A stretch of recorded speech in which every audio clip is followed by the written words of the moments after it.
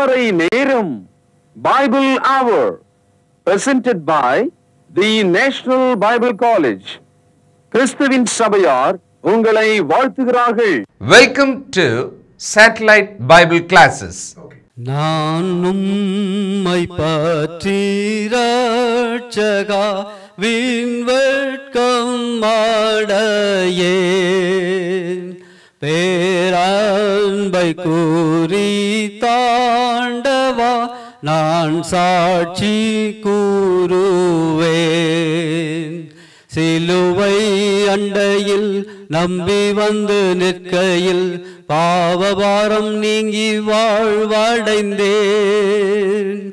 எந்த நேரமும் எனதுள்ளத்திலும் பேரானந்தம் பொங்கி பாடுவேன்.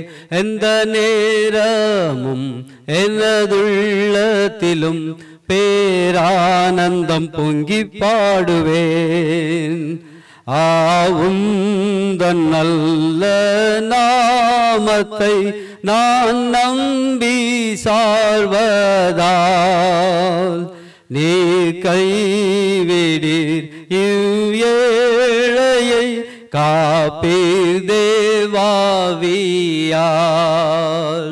சிலுவை அண்டையில் நம்பி வந்து நிற்கையில் பாவபாரம் நீங்கி வாழ்வடைந்தேன். எந்த நேரமும் எனதுள்ளத்திலும் பேரானந்தம் பொங்கி பாடுவேன். எந்த நேரமும் எனதுள்ளத்திலும் பேரானந்தம் பொங்கி பாடுவேன். மாவல்லவாக்கின் உண்மையை கண்டு நர செய்தீர், நான் ஒப்புவித்த பொருளை விடாமல் காக்கிறீர். சிலுவை அண்டையில் நம்பி வந்து நிற்கையில் பாவபாரம் நீங்கி வாழ்வடைந்தேன். எந்த நேரமும் எனதுள்ளத்திலும் பேரானந்தம் பொங்கி பாடுவேன். எந்த நேரமும் எனதுள்ளத்திலும் பேரானந்தம் பொங்கி பாடுவேன். பரிசுத்த ஆண்டவர் இயேசுவின் இனிய நாமத்தில் திருமறை நேர உறவுகளுக்கு வாழ்த்துக்களை தெரிவிக்கிறேன். ராஜ்யத்தை பற்றி நாம் படித்து வருகிறோம். ஆண்டவர் இயேசு உயிர்த்தெழுந்த பிறகு அவர் 40 நாள் அளவும் ராஜ்யத்தை பற்றி பேசி கொண்டிருந்தார் என்பதை நம்ம கடைசியாக பார்த்தோம். இப்போ உவமைகளில் பல உவமைகளை ஆண்டவர் ராஜ்யத்தை பற்றி விளக்குவதற்கான உவமைகளாகத்தான் அவர் பயன்படுத்தினார். அதுவும் நமக்கு தெரியும். அதில் குறிப்பாக நாம் ஒரு சாப்டர் நம்ம இன்றைக்கி எடுத்துக்கலாம். அதிலிருந்து எவ்வளவு தூரத்துக்கு அந்த ஒரு சாப்டர் மட்டுமே ராஜ்யத்தை பற்றி நமக்கு அதிகமாக சொல்லுகிறது. ஆண்டவர் அதை எப்படி சொல்ல வந்தார்ன்றதை நம்ம பார்த்தா ரொம்ப ஆச்சரியமாக இருக்கும். மத்தேயு எழுதின சுவிசேஷம் 13ஆம் அதிகாரம். இங்கே விதைக்கிறவனுடைய உவமை, அவன் விதைக்க புறப்பட்டான், விதைகளை விதைத்தான், 4 வித்தியாசமான நிலங்களிலே அது விழுந்தது. இப்போ அப்போஸ்தலர்கள் அதுக்கு விளக்கம் கேட்குறாங்க, கொஞ்சம் விளக்கம் சொல்லுங்களேன் அப்படின்றாங்க. அதை எப்படி சொல்ல ஆரம்பிக்கிறாரு பாருங்க. 19வது வசனம், ஒருவன் ராஜ்யத்தின் வசனத்தை கேட்டும் உணராதிருக்கும் போது பொல்லாங்கன் வந்து அவன் இருதயத்தில் விதைக்கப்பட்டதை பறித்து கொள்ளுகிறான், அவனே வழியருகே விதைக்கப்பட்டவன். ஒருவன் ராஜ்யத்தின் வசனத்தை கேட்டும், அப்போ ராஜ்யத்தோட வசனம் டைட்டில் பார்த்தீங்களா, கர்த்தருடைய வார்த்தையை கேட்டு அப்படின்னு இல்லாமல் இங்கே கொஞ்சம் விசேஷம், ராஜ்யத்தின் வசனத்தை கேட்டு. அப்போ புதிய உடன்படிக்கையின் போதனைக்கு ஒரு பெயரை ராஜ்யத்தின் வசனம் என்று நாம் சொல்லலாமா இல்லைங்களா? ஏன்னா ஆண்டவர் அப்படி தானே சொல்லியிருக்கிறாரு. அப்போது ராஜ்யத்தின் வசனத்தை கேட்பாங்களாம். கேட்டவர்களோட இருதயத்துக்குள்ளே என்ன மாதிரி மாற்றங்கள் அதில் விளக்கம் கொடுக்குறாரு. வழியருகே விதைக்கப்பட்டதை போல இருதயம், பாறையில் விழுந்த விதை போன்ற இருதயம், நல்ல நிலத்தில் விழுந்த இதயம், அடுத்தது முள்ளுள்ள இடங்களில் விழுந்த இருதயம். இந்த ஓமை நமக்கு ரொம்ப எளிமையாக ரொம்ப காலமாக கேட்ட மனதில் பதிந்த ஒன்று தான். சரி, இதுக்கப்புறமா தொடர்ந்து அவர் சொல்லிக்கொண்டே வந்த ஓமைகளை நாம் பார்க்கலாம். 24ஆம் வசனம். வேறொரு உவமையை அவர்களுக்கு சொன்னார். பரலோக ராஜ்யம் தன் நிலத்தில் நல்ல விதையை விதைத்த மனுஷனுக்கு ஒப்பாயிருக்கிறது. மனுஷர் நித்திரை பண்ணுகையில் அவனுடைய சத்துரு வந்து கோதுமைக்குள் களைகளை விதைத்து விட்டு போனான். பயிரானது வளர்ந்து கதிர்விட்ட போது களைகளும் காணப்பட்டது. வீட்டெஜமானுடைய வேலைக்காரர் அவனிடத்தில் வந்து, ஆண்டவனே, நீர் உமது நிலத்தில் நல்ல விதையை விதைத்தீர் அல்லவோ, பின்னே அதில் களைகள் எப்படி உண்டானது என்றார்கள். அதற்கு அவன், சத்துரு அதை செய்தான் என்றான். அப்பொழுது வேலைக்காரர், நாங்கள் போய் அவைகளை பிடுங்கி போட உமக்கு சித்தமா என்று கேட்டார்கள். அதற்கு அவன், வேண்டாம், களைகளை பிடுங்கும் போது நீங்கள் கோதுமையும் கூட வேரோடு பிடுங்காதபடிக்கு இரண்டையும் அறுப்பு மட்டும் வளரவிடுங்கள். அறுப்பு காலத்தில் நான் அறுக்கிறவர்களை நோக்கி, முதலாவது களைகளை பிடுங்கி அவைகளை சுட்டரிக்கிறதற்கு கட்டுகளாக கட்டுங்கள், கோதுமையோ என் களஞ்சியத்தில் சேர்த்து வையுங்கள் என்பேன் என்று சொன்னான் என்றார். இது ஒரு உவமை. இங்க எப்படி ஆரம்பிச்சது ஞாபகம் இருக்குங்களா? பரலோக ராஜ்யம் தன் நிலத்தில் நல்ல விதையை விதைத்த மனுஷனுக்கு ஒப்பாயிருக்கிறது. நல்ல நிலத்தை விதைத்த மனுஷனுக்கு ஒப்பாயிருக்கிறது. நல்ல கவனிங்க, இந்த இடத்துல அந்த மனுஷன் நல்ல விதைகளை விதைத்தான், தன் நிலத்திலே விதைத்தான். அதற்கு ஒப்பாக ராஜ்யம் இருக்கிறது. எப்படி இது? அதுல என்ன விஷயங்கள்? விதைத்த போது களைகள் கூட சேர்ந்து முளைத்து வந்தது. அதை உடனே களைகளை எடுப்பதற்கான ஒரு வேலையை அவங்க கேட்குறாங்க.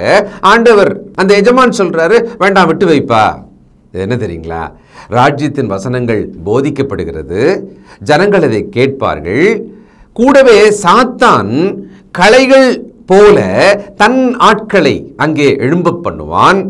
அல்லது கிறிஸ்தவர்களாக இருந்தும் கூட அந்த சாத்தானுடைய வார்த்தை கீழ்ப்படிந்தவர்களாக மாறி போவார்கள். உலக ஜனங்கள் பெரும்பான்மையாக களைகளாக வளருவார்கள். அவங்கள நியாயத்தீர்ப்பு வரைக்கும் விட்டுறலாம். நியாயத்தீர்ப்பு என்று வரும் பொழுது அங்க இவைகளை இரண்டாக பிரித்து களைகளை நெருப்பிலே போட்டு நல்ல விதையாக வளர்ந்த பயிர்களை எல்லாம் களஞ்சியத்திலே சேர்த்து கொள்ளலாம், பரலோகத்திலே சேர்த்து கொள்ளலாம். இது முதலாவதாக சொன்ன ஒரு உவமை. அப்போ ராஜ்யத்தினுடைய உவமையை ஆண்டவர் சொல்லும்போது அதிலிருந்து நாம் ஒரு கருத்தை புரிந்து கொள்ளணும். அந்த ராஜ்யத்தோட தன்மையை புரிந்து கொள்ளணும். என்னன்னா, ராஜ்யத்தின் வசனமானது உலகம் முழுவதும் இருக்கிற எல்லாருக்குமே பிரசங்கிக்கப்படுகிறது. எல்லாருக்கும் பிரசங்கிக்கப்பட்டாலும் கூட களைகளோடு சேர்ந்துதான் இந்த ராஜ்யமும் வளர்ந்து கொண்டே இருக்கும். இன்றைக்கு ராஜ்யம் இந்த பூமியில இருக்கிறது. அப்படியா நீங்க கேட்பீங்க. அதை நாம ரொம்ப உறுதியாக பிறகு வசனங்கள் வழியாக நிரூபணமாக நம்ம பார்த்துக்கலாம். இப்போ இந்த ஊமைகள் மட்டும் பார்க்கிறோம். அதுல ஆண்டவர் என்ன சொல்ல வந்தார்ன்றதை பார்க்கிறோம். அடுத்தது 31. வேறொரு உவமையை அவர்களுக்கு சொன்னார். பரலோக ராஜ்யம் கடுகு விதைக்கு ஒப்பா இருக்கிறது. அதை ஒரு மனுஷன் எடுத்து தன் நிலத்தில் விதைத்தான். அது சகல விதைகளிலும் சிறிதாயிருந்தும் வளரும் போது சகல பூண்டுகளிலும் பெரிதாகி ஆகாயத்து பறவைகள் அதன் கிளைகளில் வந்து அடையத்தக்க மரமாகும் என்றார். இங்க என்ன சொல்றாருன்னா, பரலோக ராஜ்யம் கடுகு விதைக்கு ஒப்பா இருக்கிறது. பரலோக ராஜ்யம் கடுகு விதை சின்னதா இருக்கும், ஆனா அது முளைத்து பெரிய மரமாகும். எந்த அளவுக்கு பெரிய மரமாகும்னா, நிறைய பறவைகள் வந்து கூடு கட்டி அதில் வாழத்தக்கதாக பெருசாயிடும். அப்போ ராஜ்யமானது சிறிதாக துவங்கும், ஆனால் அநேக தேசங்களின் ஜனங்கள் வந்து அந்த ராஜ்யத்துக்குள்ளே சேர்ந்து அங்கே ராஜ்யத்தின் மக்களாக வாழ்வாங்க. பார்த்துக்கங்க. 33வது வசனம். வேறொரு உவமையை அவர்களுக்கு சொன்னார். பரலோக ராஜ்யம் புளித்த மாவுக்கு ஒப்பாயிருக்கிறது. அதை ஒரு ஸ்திரீ எடுத்து முழுவதும் புளிக்கும் வரைக்கும் 3 படி மாவிலே அடக்கி வைத்தாள் என்றார்.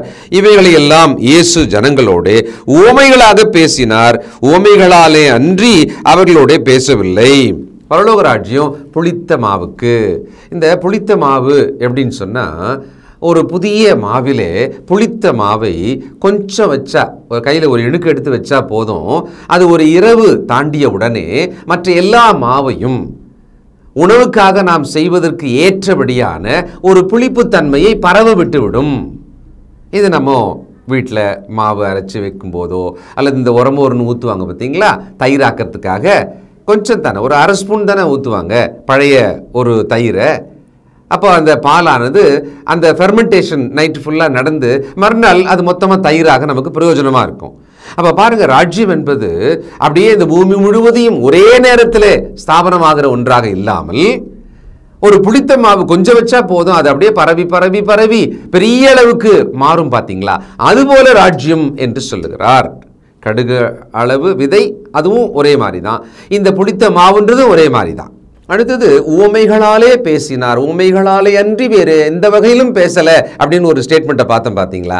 அதோட ஒரு தீர்க்க தரிசன நிறைவேறுதல் அது. ஆக்சுவலாக 35ஆம் வசனம், என் வாயை உவமைகளினால் திறப்பேன், உலகத் தோற்றம் முதல் மறைபொருளானவைகளை வெளிப்படுத்துவேன் என்று தீர்க்கதரிசியால் உரைக்கப்பட்டது நிறைவேறும்படி இப்படி நடந்தது.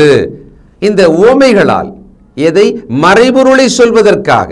அதனால தான் உவமைன்னா பேரபல்னா என்ன சொல்லுவாங்கன்னா வரலாற்று ஆசிரியர்கள், வேதாகம பண்டிதர்கள் பரலோகத்தின் சத்தியத்தை பூமிக்குரிய உதாரணங்களை எடுத்து வைத்து போதிப்பது, சொல்லுவதுக்கு தான் உவமை. அதான் பேரபிள் அப்படின்றது. 36 முதல். அப்பொழுது இயேசு ஜனங்களை அனுப்பிவிட்டு வீட்டுக்கு போனார். அவருடைய சீஷர்கள் அவரிடத்தில் வந்து, நிலத்தின் களைகளை பற்றிய உவமையை எங்களுக்கு வெளிப்படுத்த வேண்டும் என்று கேட்டார்கள். நமக்கு ரொம்ப ஆச்சரியமாக இருக்குது, ரொம்ப பிரயோஜனமான ஒரு கேள்வியை நமக்கு பதிலாக அவங்களே கேட்டிருக்காங்க. ஏன்னா உவமைகளாக பேசினா சில நேரங்களில் உண்மையான அர்த்தம் என்னன்றது புரிஞ்சிக்க முடியாது, இல்லை தப்பாக கூட புரிஞ்சிக்கலாம். இப்போ இவங்க விளக்கம் கேட்டுட்டாங்க இல்லையா? ஆண்டவர் விளக்கம் சொல்கிறார் பாருங்க. அவர் பிரதியுத்தரமாக, நல்ல விதையை விதைக்கிறவன் மனுஷகுமாரன், நிலம் உலகம். அடுத்தது நல்ல விதை ராஜ்யத்தின் புத்திரர், களைகள் பிசாசனுடைய புத்திரர். இப்போ நாம் ராஜ்யத்தின் புத்திரராக, நல்ல விதையாக, கர்த்தருடைய வார்த்தையின்படி நடப்பவர்களாக இருக்கணும். இதை நாம் புரிஞ்சுக்கிறதுக்காக தான் இப்படிப்பட்ட ஊமைகளாலே ஆண்டவர் அங்கே பேசியிருக்கிறார். இன்னும் முடியல, அடுத்தடுத்து சொல்லிகிட்டே தான் வர்றார்.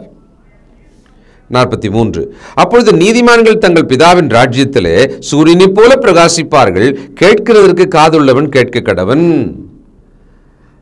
அந்த கடைசி நியாயத்தீர்ப்பு நாளிலே களைகள் சுட்டரிக்கப்படும். நல்ல விதையாக இருந்த அந்த ராஜ்யத்தின் புத்திரர் ராஜ்யத்திலே நித்தியமாக தேவனோடு சேர்க்கப்படுவார்கள். அவர்கள், அந்த நீதிமான்கள் சூரியனை போல அந்த ராஜ்யத்திலே பிரகாசிப்பார்கள். இந்த பாக்கியத்துக்காகத்தான் நாம இன்றைக்கு கிறிஸ்துவுக்குள்ளே வந்து வாழ வேண்டிய அவசியம். இன்னும் கிறிஸ்துவுக்குள்ளே கீழ்ப்படியாதவர்கள் இருப்பீர்களானால் பாருங்க, இவ்வளோ பெரிய ஒரு திட்டத்துக்குள்ளே தேவன் நம்மளை அழைக்கிறாரு, அதை புரிஞ்சுக்கிறதுக்கு இவ்வளவு பேசியிருக்கிறாரு.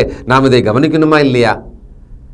மனித தலைமையில் இன்றைக்கு பிரம்மாண்டமான ஒரு குழுவாக, கூட்டமாக, நிறுவனங்களாக, ஊழியம் என்ற பெயரிலே இந்த உலகத்தினுடைய ஒரு சுகபோகத்துக்கான ஒரு கூட்டமாக, கூடுகையாக, ராஜ்யம் அப்படின்ற ஒரு கான்செப்ட், அந்த சத்தியத்தின் கீழே சபைகள் இன்னைக்கு பெரும்பான்மையாக இல்லை. 44வது வசனம், அன்றியும் பரலோக ராஜ்யம் நிலத்தில் புதைந்திருக்கிற பொக்கிஷத்துக்கு ஒப்பாயிருக்கிறது. அதை ஒரு மனுஷன் கண்டு மறைத்து அதை பற்றிய சந்தோஷத்தினாலே போய் தனக்குண்டான எல்லாவற்றையும் விற்று அந்த நிலத்தை கொள்ளுகிறான்.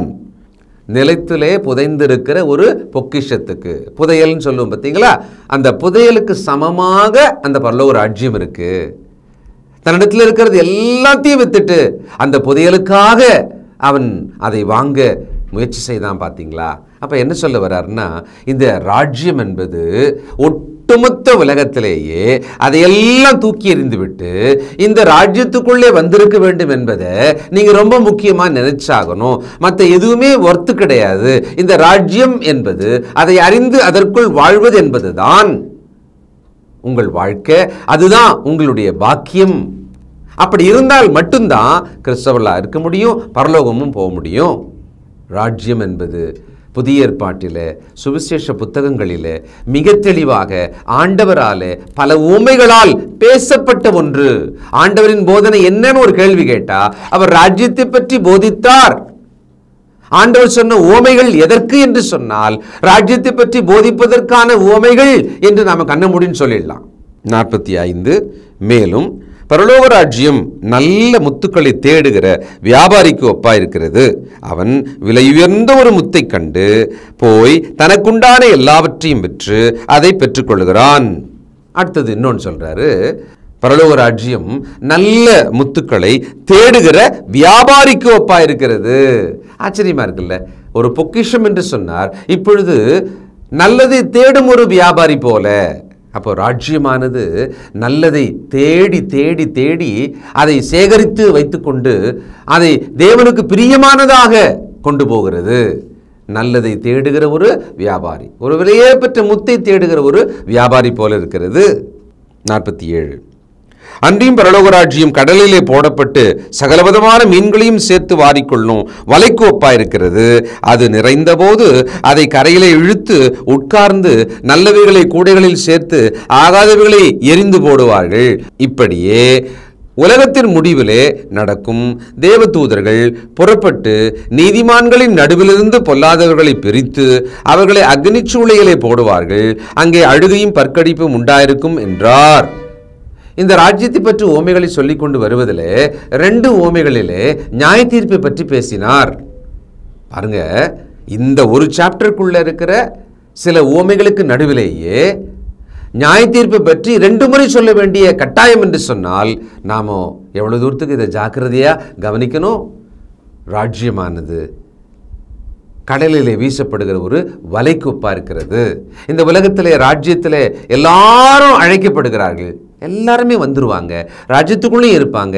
ஆனால் அதுக்குள்ளவே அவர்கள் ஒரு கட்டத்தில் வேண்டாதவர்களாக, ராஜ்யத்துக்கு புறம்பானவர்களாக அவங்க தங்களையே மாற்றிக்குவாங்க, மனம் மாறிடுவாங்க, பின்மாற்றம் ஆயிடுவாங்க. ஆனால் நியாய தீர்ப்பு வரும்பொழுது தான் நான் வலைக்குள்ளே வந்துட்டேன் அதனால் பரலோகம் போயிடுவேன், ராஜ்யத்துக்குள்ளே நான் வந்துட்டேன் அதனால் போயிடுவேன்றது கிடையாது. கால்வினிசம் சொல்கிறாங்க, once saved is always saved. ஒரு முறை நீங்கள் ஞானஸ்தானம் பெற்றுவிட்டால் அதுக்கப்புறம் ரட்சிப்பை இழப்பதற்கான வாய்ப்பே இல்லை அவர் போதிக்கிறார். நிறைய பேருக்கு ரொம்ப நல்லா இருக்குது, பரவாயில்ல நம்ம எப்படி வேணாலும் வாழ்ந்துக்கலாம், அதுக்கப்புறம் என்ன வேணாலும் பெரிய பாவம் பண்ணிக்கலாம், மன்னிப்பு கேட்டுக்கிட்டே போயிடலாம். ஏன்னா நம்ம ஒரு முறை ஞானஸ்தானம் எடுத்துட்டோமா இல்லையா, ரட்சிப்பை பெற்றுக்கொண்டோமா இல்லையா, அதுக்கப்புறம் ரட்சிப்பை இழப்பதற்கு வாய்ப்பு இல்லையே, நல்லா இருக்கே அப்படின்னு சொல்லிட்டு ஒரு கூட்ட மக்கள் அப்படி ஒரு சபையில் அப்படி ஒரு நம்பிக்கையில் இன்றைக்கும் இருக்காங்க. ஆனால் அது சத்தியம் அல்ல. வலையிலே ராஜ்யமாக இந்த வலைக்குள்ளே வந்த மீன்களிலும் கூட தேவனுடைய ராஜ்யத்துக்கு உகந்தவர்களாக வாழாமல் தகுதியற்றவர்களாக போவார்களானால் அவர்களை தூக்கி எறிந்து போடுவார். என்ன 49 பார்த்தீங்களா? இப்படியே உலகத்தின் முடிவிலே நடக்கும். தேவதூதர்கள் புறப்பட்டு நீதிமான்களின் நடுவிலிருந்து பொல்லாதவர்களை பிரித்து, சபையாகிய ராஜ்யத்துக்குள்ள நீதிமான்கள் கூடவே அந்த ராஜ்யத்துக்குள்ள சபைக்குள்ளவே பொல்லாதவர்களும் இருப்பாங்க. உண்மைதானே? நாம் ராஜ்யத்துக்குள்ளே இருக்க வேண்டும், அந்த ராஜ்யத்தின் மக்களாகவும் மரணபரியந்தம் இருக்க வேண்டும். 51. பின்பு இயேசு அவர்களை நோக்கி, இவைகளையெல்லாம் அறிந்து கொண்டீர்களா என்று கேட்டார். அதற்கு அவர்கள், ஆம் அறிந்து கொண்டோம் ஆண்டவரே என்றார்கள்.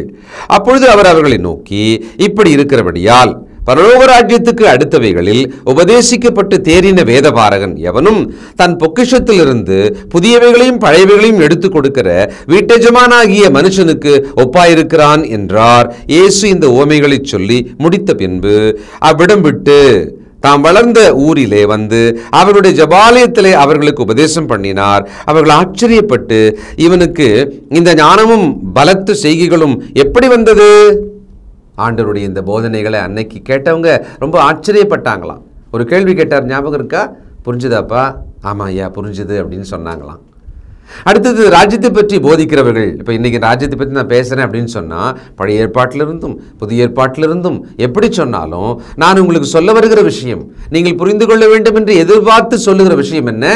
இன்றைக்கு இருக்கிற இந்த ராஜ்யத்தை பற்றி புரிஞ்சுக்கங்க. ஆண்டவர் இயேசு கிறிஸ்துவோட அந்த ராஜ்யத்தை பற்றி புரிஞ்சுக்கங்க. இதான் நோக்கம். பழசு எடுத்து காமிச்சாலும் புதுசு எடுத்து காமிச்சாலும் நோக்கமானது இந்த ராஜ்யத்தை பற்றி நாம் விளங்கிக் கொள்ள வேண்டும், அதற்குள் இருக்க வேண்டும். மத்தேயு 16 அதிகாரம் 19. பரலோக ராஜ்யத்தின் திறவுகோல்களை நான் உனக்கு தருவேன். பூலோகத்திலே நீ கட்டுகிறது எதுவோ அது பரலோகத்திலும் கட்டப்பட்டிருக்கும், பூலோகத்திலே நீ கட்டவிழ்ப்பது எதுவோ அது பரலோகத்திலும் கட்டவிழ்க்கப்பட்டிருக்கும் என்றார். ராஜ்யத்தை பற்றி பேசிக்கொண்டே வந்து தன் ஊழியத்தின் ஒரு மைய காலத்தில் ஆண்டவர் இயேசு பேதுருவை அழைத்து, நீ ஒரு அறிக்கை சொன்னப்பா, நான் தேவனுடைய குமாரன் என்று. அந்த அறிக்கை ஒரு முக்கியமான அறிக்கை. அந்த தேவகுமாரனாகிய என் மீது நான் கட்டுகிற அந்த ராஜ்யம் இருக்கு இல்லையா, சபை இருக்கு இல்லையா, அந்த பரலோக ராஜ்யத்துக்கான திறவுகோலை உனக்கு தருவேன். இதை மட்டும் நீங்கள் ஞாபகம் வச்சுங்க, வேறு எதுவும் நீங்கள் ஞாபகம் வச்சுக்கலன்னா பரவாயில்ல. ஒரு ராஜ்யத்தின் திறவுகோல் சாவின்னு சொன்னார், அதை பேதுருக்கிட்ட கொடுக்கறதா சொன்னார். பூமியிலே திறந்தால் அங்கே திறக்கப்படும், பூமியிலே அவிழ்த்தால் அங்கே அவிழ்க்கப்படும், பூமியிலே கட்டினால் அங்கே பரலோகத்திலே கட்டப்படும். இதை அப்படி சொல்லி கொடுத்துட்டாரா? இது மைண்டில் வச்சுக்கோங்க. பிறகு நான் படிக்கும் பொழுது நமக்கு உதவும். மத்தேயு 18:1. அவ்வேளையிலே சீஷர்கள் இயேசுவினிடத்தில் வந்து, பரலோக ராஜ்யத்தில் எவன் பெரியவனாயிருப்பான் என்று கேட்டார்கள். அதாவது ராஜ்யத்தை பற்றி இவர் பேசிக்கிட்டே வர்றாரு. இந்த விஷயம் மைண்டில் இவங்களுக்கு ஓடிட்டே இருக்கு அந்த அப்போஸ்தலர்களுக்கு. அப்போ அவங்க என்ன கேட்குறாங்க, அப்படி ஒரு ராஜ்யம், பரலோக ராஜ்யம் அப்படின்னு ஒன்று இருக்குமானா அதில் யார் பெரிய ஆளாக இருப்பாங்க?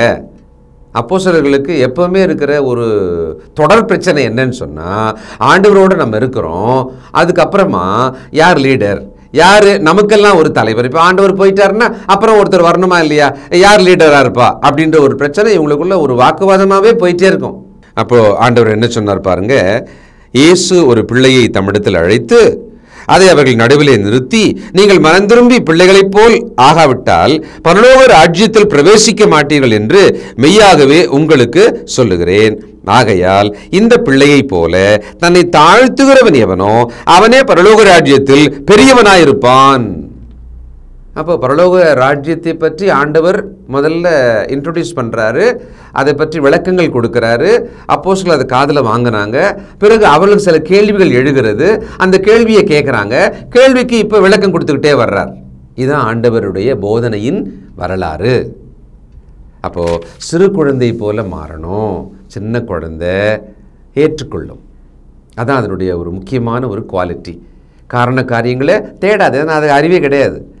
ஏற்றுக்கொள்ளும். நீங்கள் ராஜ்யத்தை ஏற்றுக்கொள்ள வேண்டும் குழந்தையை போல, அப்போ நீங்கள் அதுக்குள்ளே வருவீங்க. மத்தேயு 18:23. எப்படியெனில் பரலோக ராஜ்யம் தன் ஊழியக்காரனிடத்தில் கணக்கு பார்க்க வேண்டும் என்றிருந்த ஒரு ராஜாவுக்கு ஒப்பாயிருக்கிறது. பார்த்தீங்களா, அவர் தொடர்ந்து சொல்லிக்கிட்டே வர்றார், பேசிக்கிட்டே வர்றார். ஊமைகளாக சொல்லிக்கிட்டே வர்றார். பரலோக ராஜ்யத்தை பற்றி தயவு செய்து புரிஞ்சுக்கங்க அப்படின்றது தான் மிக முக்கியமான பாரமான ஒரு நோக்கமாக ஆண்டவருக்குள்ளே இருந்திருக்கிறது. இந்த கோணத்தில் ஆண்டவரோட போதனைகளை நீங்கள் கவனிச்சிங்களா? 19 மத்தேயு 12. தாயின் வயிற்றிலிருந்து அன்னகர்களாய் பிறந்தவர்களும் உண்டு, மனுஷர்களால் அன்னகர்கள் ஆக்கப்பட்டவர்களும் உண்டு, பரலோக ராஜ்யத்து நிமித்தம் தங்களை அன்னகர்கள் ஆக்கி கொண்டவர்களும் உண்டு. இதை ஏற்றுக்கொள்ள வல்லவன் ஏற்றுக்கொள்ளோ கடவன் என்றார். அப்பொழுது சிறு பிள்ளைகளின் மேல் அவர் கைகளை வைத்து ஜெபம் பண்ணும்படி அவர்களை அவர்களிடத்தில் கொண்டு வந்தார்கள். கொண்டு வந்தவர்களை சீஷர்கள் அதட்டினார்கள். இயேசுவோ, சிறு பிள்ளைகள் என்னிடத்தில் வருகிறதற்கு இடம் கொடுங்கள், அவர்களை தடை பண்ணாதிருங்கள், பரலோக ராஜ்யம் அப்படிப்பட்டவர்களுடையது என்று சொல்லி, சந்தர்ப்பம் கிடைக்கும் பொழுதெல்லாம் பரலோக ராஜ்யத்தை பற்றி என்னவெல்லாம் அந்த ஜனங்களுக்கு புரிய வைக்க முடியுமோ அப்படி புரிய வைத்து கொண்டே வந்தார். 20 பரலோக ராஜ்யம் வீட்டெஜமானாகிய ஒரு மனுஷனுக்கு ஒப்பாயிருக்கிறது. அவன் தன் திராட்சை தோட்டத்துக்கு வேலையாட்களை அமர்த்த அதிகாலையில் புறப்பட்டான். நீங்கள் அதுக்கப்புறமா அந்த ஓமையெல்லாம் கண்டினியூவாக படித்து பாருங்கள். நிச்சயமாக பரலோக ராஜ்யத்தை பற்றிய விஷயத்தை ஆண்டவர் என்ன சொல்ல வரார், ஒரு கேள்வியோடு படிங்க, உங்களுக்கு விளங்கும். ஒரு 4 முறை படிங்க, நிச்சயமாக விளங்கும். 22 மத்தேயு 1.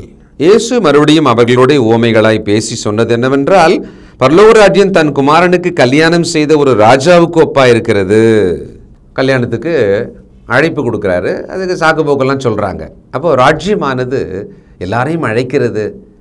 ஆனால் சாக்கு போக்கு சொல்லிட்டு அதுக்குள்ளே வராமல் இருக்காங்களே, அதுக்காக இந்த உவமையை சொல்கிறார். 23 13. மாயக்காரராகிய வேதபாரகரே, பரிசேயரே, உங்களுக்கு ஐயோ! மனுஷர் பிரவேசியாதபடி பரலோக ராஜ்யத்தை பூட்டி போடுகிறீர்கள். நீங்கள் இதில் பிரவேசிக்கிறதும் இல்லை, பிரவேசிக்க போகிறவர்களை பிரவேசிக்க விடுகிறதும் இல்லை. இன்றைக்கும் இதே நிலைமை தான். மார்க்க பிரிவினையில் மிகப்பெரிய ஸ்டார் ஜாம்பவான்கள் போதகமார்களாக இருந்து ஸ்டேடியங்களை கட்டி கொண்டு அதில் லட்சோப லட்சம் மக்களை வரவழைத்து போதனைலாம் பண்ணிட்டு இருக்காங்களே, இன்னும் இல்லாமல் அவ்வளோ ஜனம் போவாங்க அப்படின்னு எல்லாரும் கேட்குறாங்க, பார்க்குறாங்க, வாயை பழக்கிறாங்க தான். ஆனால் அவர்கள் ராஜ்யத்தை பற்றி அறியாதவர்கள், ராஜ்யத்துக்குள்ளே பிரவேசிக்காதவர்கள், ராஜ்யத்தில் பிரவேசிக்கலாம்னு நினைக்கிறவர்களையும் தடுக்கிறவர்கள் இன்னைக்கு இருக்காங்க. இவங்க தான் அவங்க. அன்னைக்கும் இருந்தாங்க. அது யார்? அவங்க படிப்பறிவு இல்லாத முட்டாளுங்க கிடையாது. யாருங்களாம்? வேத பாரகரே, பரிசேயரே, நியாயப்பிரமாணத்தை கரைத்து குடித்தவர்கள், விரல் நுனியில் வைத்திருப்பவர்கள், நாவின் நுனியில வைத்திருப்பவர்கள், அவனுக்கு ராஜ்யத்தை பற்றி தெரியல. இன்னைக்கும் கூட 14 வருஷம் படித்தேன், 20 வருஷம் படித்தேன் வேதத்தை. கத்தோலிக்கர் எடுத்துக்கிட்டோம்னா அவ்வளோ படிக்கிறாங்க. ஆனால் ராஜ்யம் வருவதாக, பரலோக ராஜ்யம் வருவதாக இன்னும் முட்டி போட்டு ஜெபம் பண்ணிகிட்டே இருக்காங்க. ஆனால் ராஜ்யம் பூமியில் இருக்கிறது. அந்த ராஜ்யத்துக்குள்ளே எல்லாரும் வந்து சேர வேண்டும். இதான் இன்னைக்கான போதனை. 25ஆம் அதிகாரம். அப்பொழுது பரலோக ராஜ்யம் தங்கள் தீவட்டிகளை பிடித்து கொண்டு மணவாளனுக்கு எதிர்கொண்டு போக புறப்பட்ட 10 கன்னிகைகளுக்கு ஒப்பாயிருக்கிறது. மனுஷகுமாரன் வரும்பொழுது பூமியில் இருக்கிற அந்த ராஜ்யத்தின் மக்கள் ஆயத்தமா இருக்காங்களா இல்லையா? ராஜ்யத்துக்குள்ள வந்த பிறகு கூட பாதி பேர் ஆயத்தமா இருப்பாங்க, மீதி பேர் ஆயத்தமா இருக்க மாட்டாங்க. அதுக்கு இந்த உவமையை சொன்னார். 14வது வசனம். அன்றியும் பரலோக ராஜ்யம் புரதேசத்துக்கு பிரயாணமாய் போகிற ஒரு மனுஷன் தன் ஊழியக்காரரை அழைத்து தன் ஆஸ்திகளை அவர்கள் வசமாய் ஒப்பு கொடுத்தது போல் இருக்கிறது. திரும்பி வந்து கணக்கு கேட்பாரு. கணக்கு கொடுக்கணுமா இல்லையா? அப்போ ராஜ்யம் இப்பொழுது பூமியில் இருக்கிறது, வளர்ந்து கொண்டிருக்கிறது. ராஜா நியாயாதிபதியாக வரப்போகிறார். கணக்கு கேட்பார், கணக்கு கொடுக்கணும். அதுக்கு இந்த உவமை சொல்லப்பட்டது. எவ்வளோ ஆச்சரியமாக இருக்குது பார்த்தீங்களா? இந்த மத்தேயு என்ற ஒரு புத்தகத்துக்குள்ள 13ஆம் அதிகாரத்திலிருந்து தான் இப்போ படிக்கவே தொடங்கினோம். இத்தனை உவமைகள், இத்தனை விளக்கங்கள் ராஜ்யத்தை பற்றி. இந்த உவமைகள் எல்லாம் கேட்ட அப்போஸ்தலர்களிலே 2 பேர் அவங்க அம்மாவை கூப்பிட்டுக்கின்னு ஆண்டவர்கிட்ட போயிட்டு, ராஜ்யத்தில் இந்த சிங்காசனத்தில் உட்காரும்போது என்னுடைய மகன்களை வலதுபுறம் ஒருவனை இடதுபுறம் ஒருவனை உட்கார வச்சுக்கங்கன்னு கேட்டாங்க. இது 3.5 வருஷம் ராஜ்யத்தின் வசனங்களை கேட்டவங்க புரிஞ்சுக்கிட்ட ஒரு அழகு. சரி, அடுத்தது சிலுவையின் மீது இருந்த 2 கள்ளர்கள். அதில் பாருங்க, ஒருத்தன், ஆண்டவரே உமது ராஜ்யத்தில் நீர் வரும்போது அடியேனை நினைவு கூறும் அப்படின்னு சொன்னாராம். ரொம்ப ஆச்சரியம், வெக்கமாக இருக்குது. 3.5 வருஷம் ராஜ்யத்தை பற்றிய உவமைகளை, விளக்கங்களை கேட்டவர்கள் அதை சரீரப்பிரகாரமாக புரிந்து கொண்டு அதில் சீட்டு கேட்டாங்க. ஆனால் ஒரு கள்ளன், குற்றவாளி, திருட போகும்போது வரும்போது பதுங்கும்போது ஆண்டவருடைய வார்த்தை கேட்டாரோ என்னமோ தெரியல. ஆனால் அந்த மனுஷனுக்கு ரொம்ப அழகான தெளிவு இருந்தது. ராஜ்யத்தில் நீர் வரும்பொழுது. லூக்கா 23ஆம் அதிகாரம் 42. இயேசு நோக்கி, ஆண்டவரே நீர் உம்முடைய ராஜ்யத்தில் வரும்போது அடியனை நினைத்தருளும் என்றான். பார்த்தீங்களா? இன்றைக்கு இந்த ராஜ்யத்தின் வசனங்களை வரிசையாக பழைய ஏற்பாட்டிலிருந்து அப்படியே ஒரு புத்தகத்தை திறக்கிற மாதிரி ஒரு பக்கமாக நாம் பார்த்துக்கிட்டே வர்றோம். தயவுசெய்து விளங்கி கொள்ளுங்கள். இதை விளங்கிக்கொள்ள ஆவியானவர் புரிதலை நமக்கு தரணும். ஜெபம் பண்ணுவோம். இரக்கமுள்ள பிதாவே, பரிசுத்தரே, அற்புதமான நம்முடைய வேத வாக்கியங்கள் ஆச்சரியமாக இருக்கிறது. இது அடிப்படையானது. அறியாமலும் உணராமலும் இதை இந்த உலகத்தில் கிறிஸ்தவ மக்கள் போதிக்காமலும் இருக்கிறார்கள். இதோ இன்று இவைகளெல்லாம் கேட்க எங்கள் கொடுத்த கிருபைக்காய் ஸ்தோத்திரம். தொடர்ந்து கற்றுக்கொள்ளவும், உணரவும், கீழ்ப்படியவும், இதன் பாக்கியத்தை அனுபவிக்கவும் எங்களுக்கு உதவி செய்வீராக. இயேசு கிறிஸ்துவின் நல்ல நாமத்தில் துதித்து கேட்கிறோம் பிதாவே, ஆமென். தொடர்பு கொள்ள வேண்டிய முகவரி: திருமறை நேரம், 58 சர்ச் தெரு, குமரன் நகர், சென்னை 6,82,000. செல்போன் 9385500882. கர்த்தாவே, தேவர்களில் உமக்குப்பானவர் யார்? வானத்திலும் பூமியிலும் உமக்குப்பானவர் யார்?